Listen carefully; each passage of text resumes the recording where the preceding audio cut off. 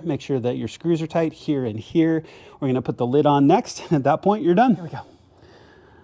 All right, y'all, all done. As you can tell, it looks great. I really love the way this looks and gets that kind of wonky OEM intake out. The only hard thing about this is really getting the angle of the filter on with this pipe, but as long as you keep this upper band loose to allow yourself to angle it all, it really isn't that hard. So double check everything, make sure everything is tight, make sure your top clamp here is tight. Other than that, you're good to go. Go ahead and clean up and put your tools away. All right, also go ahead and clean and put your tools away. You can tell this is not a hard install to do whatsoever. And I'm really impressed with this intake from Infinite Auto Works. Fits really, really well. You know, their filter they made themselves. It's made here in the US. Even simple things like the coating on the heat shield and the nuts and bolts are good quality steel instead of zinc or something else like that. So all in all, great manufacturer, really easy to install, and will make a difference in your car.